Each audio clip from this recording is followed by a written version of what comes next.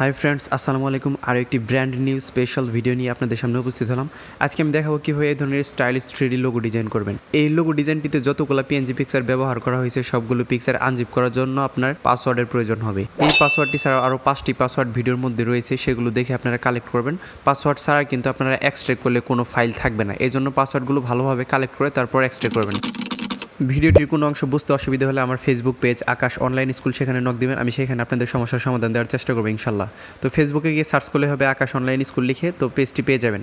তো চলুন ভিডিওটি শুরু করা যাক। প্রথমে আপনারা পিক্সেলল্যাব অ্যাপসটি গুগল প্লে স্টোর থেকে ইনস্টল করে নেবেন। ওপেন করার পর আপনাদের সামনে এরকম আসতে পারে। গুগল প্লে স্টোর থেকে কিন্তু ভিউয়ার্স পিক্সেলল্যাব লিখে সার্চ করবেন। তো এখান থেকে হচ্ছে যে ইমেজ সাইজ নিতে হবে, যেহেতু আমরা ইউটিউবের জন্য ভিডিও বানাচ্ছি, এই জন্য ইউটিউব থাম্বনেইল অনুযায়ী আমরা একটা সাইজ নিয়ে নিব। দেখেন এই যে ইউটিউব থাম্বনেইল, তো দেখেন এই যে ইউটিউব রেশিও অনুযায়ী এটা একটা সাইজ হয়ে গেছে। এখন হচ্ছে যে এখানে ক্লিক করবেন। এখান থেকে সর্বপ্রথম ইম্পোর্টে ক্লিক করে আমি আমার পিকচারটি অ্যাড করে নেব। এটা হচ্ছে আমার নিজের পিকচার, আমি এআই দিয়ে এরকম করে রেখেছি ভিউয়ার্স, আপনারা চাইলে এআই দিয়ে করতে পারবেন। তো এ নিয়ে আমার চ্যানেলে ভিডিও আছে, ভিডিওটা প্রথম দিকে অর্থাৎ আমি চ্যানেলটা যখন শুরু করছি ওই দিকে আমি এটা বানাইছিলাম, তো সেখানে পড়ে গেছে, সেটা দেখে আপনারা এটা করতে পারবেন। তো এটাকে আমি এরকমভাবে স্কোয়ার ক্রপ করে নিচ্ছি, স্কোয়ার না ভিউয়ার্স, সার্কেল ক্রপ করে নিচ্ছি। তো দেখেন স্কোয়ার করলে স্কোয়ারের ভিতরে যে সার্কেলটা আছে সেরকম ক্রপ হবে, অর্থাৎ আপনার চারদিকে সমান থাকবে। আমার এরকম দরকার, আমি এই জন্য এরকমভাবে ক্রপ করে নিলাম। তো আপনারা এরকমভাবে ক্রপ করে নেবেন, ঠিক আছে ভিউয়ার্স। তো এরকমভাবে ক্রপ করার পর হচ্ছে যে এখন আমরা যে পিএনজি পিকচারগুলো ব্যবহার করবো এগুলো ডাউনলোড লিঙ্ক ডিসক্রিপশন বক্সে থাকবে। এগুলো কিন্তু ভিউয়ার্স আমি বলছি যে পাসওয়ার্ড ছাড়া এক্সট্রাক্ট করলে কিন্তু এর ভিতরে কিছুই পাবেন না।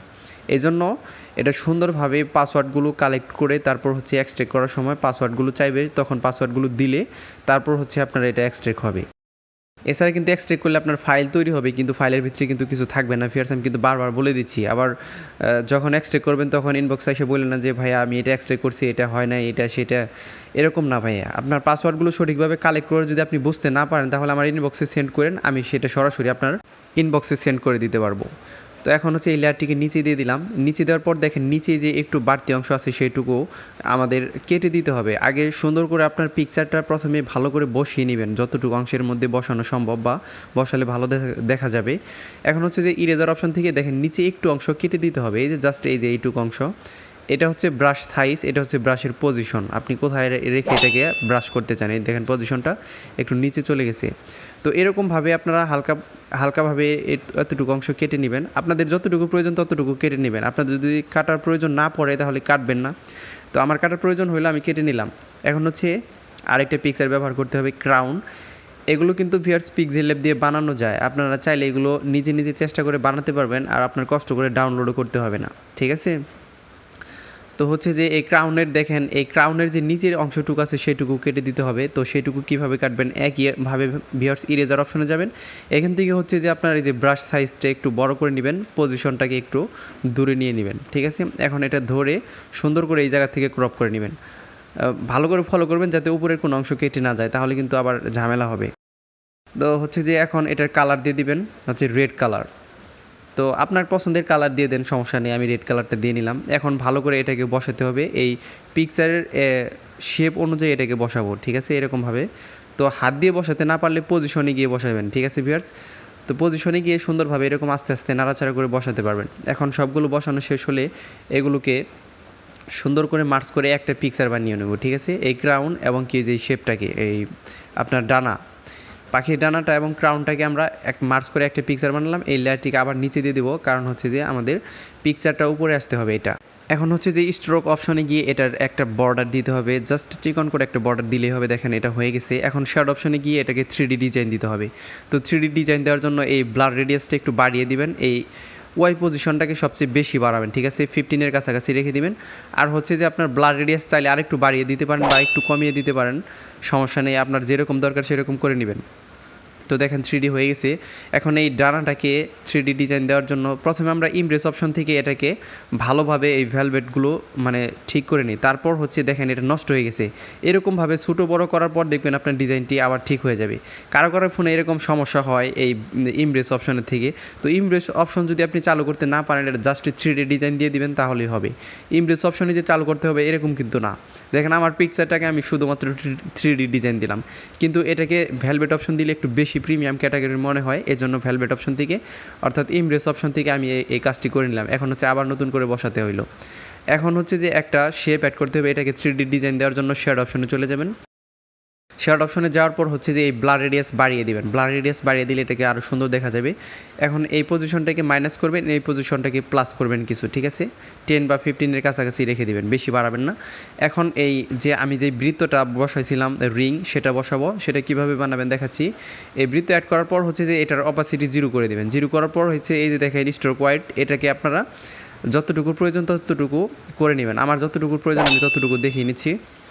এখানে হচ্ছে যে এতটুকু দিলেই ভালো হবে। এটাতে আবার কালার দিতে হবে ভিউয়ার্স, যেই কালারটা আমি ব্যবহার করতেছি সেই কালারটা দিয়ে দেবো, আপনারা চাইলে অন্য কালারগুলো ব্যবহার করতে পারেন।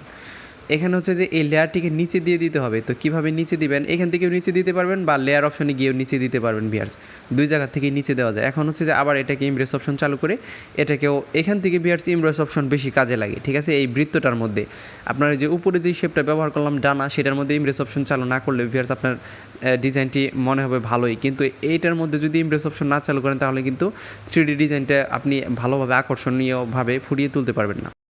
এখন হচ্ছে যে এইগুলো করা শেষ হলে আপনার এই শেড অপশনে গিয়ে এটাকে আরও 3D ডিজাইন দেওয়ার জন্য এই পজিশনগুলোকে ব্লার রেডিয়াস বাড়িয়ে দিবেন, এটাকে মাইনাস করবেন, এটাকে হালকা একটু প্লাস করে দিবেন ভিউয়ার্স, ঠিক আছে। দেখেন কত সুন্দর প্রিমিয়াম ক্যাটাগরি। এখন একটা ব্যাকগ্রাউন্ড দিয়ে দিলেই হয়ে যাবে ভিউয়ার্স, আর একটা লেখা অ্যাড করতে হবে।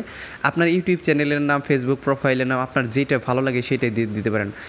কেউ গেমার্স আছে, তো গেমার্স প্রোফাইলের জন্য এটা বানাতে পারেন ভিউয়ার্স। এখানে ব্যাকগ্রাউন্ডটা ডাউনলোড লিঙ্ক আমি ডিসক্রিপশন বক্সে দিয়ে দিব, আপনারা সেখান থেকে সুন্দর করে ডাউনলোড করে নেবেন। আমি কিন্তু বলছি ভিউয়ার্স বারবার যে পিএনজি ফাইলের ভিতরে দেখবেন যে একটা ব্যাকগ্রাউন্ড ফোল্ডার আছে, সেই ব্যাকগ্রাউন্ড ফোল্ডারের মধ্যে এই ব্যাকগ্রাউন্ডগুলো থাকবে। অনেকে ব্যাকগ্রাউন্ড ফোল্ডারটা খুঁজেই না, জাস্ট পিএনজি পিকচারের ভিতরে ঢুকে যে পিএনজিগুলো পছন্দ হয় ডাউনলোড করে আবার বেরিয়ে আসে।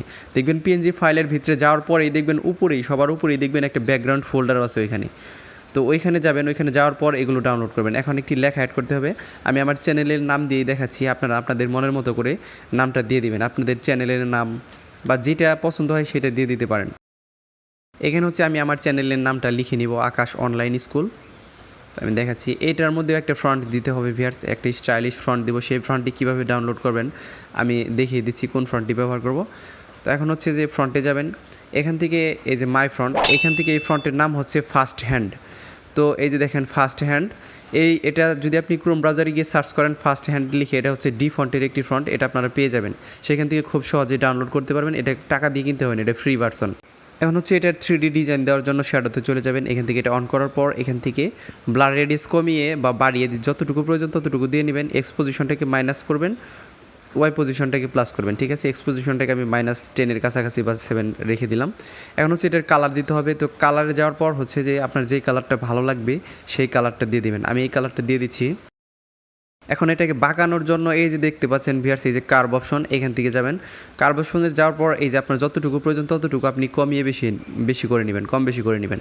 এখন আমার এতটুকু প্রয়োজন, আমি এতটুকু দিয়ে নিলাম। এটাকে সুন্দর করে ভালোভাবে এখানে বসিয়ে দেবেন। দেখেন কত প্রিমিয়াম ক্যাটাগরির একটি ডিজাইন। এই ডিজাইনটি যদি আপনার চ্যানেলের প্রোফাইল থাকে, আপনার মনে হবে যে প্রফেশনাল একজন ইউটিউবার, আপনি ছোটোখাটো ইউটিউবার থাকলে মনে হবে যে একটা প্রফেশনাল ইউটিউবারের কাজ, ঠিক আছে। তো চ্যানেলের লোগো দেখে আপনার চ্যানেলটা মানুষ সাবস্ক্রাইব করবে এবং পছন্দ করবে। তো ভিউয়ার্স দেখেন এখন বসানো শেষ। এটাকে শেয়ার করার জন্য জাস্ট আপনি হচ্ছে যে এখানে শেয়ার অপশানে ক্লিক করে সেভ দিয়ে দেবেন। ভিউয়ার্স ভিডিওটি ভালো লাগলে দয়া করে আমার চ্যানেলটি সাবস্ক্রাইব করবেন। ধন্যবাদ সবাইকে ভিডিওটি মনোযোগ সহকারে দেখার জন্য।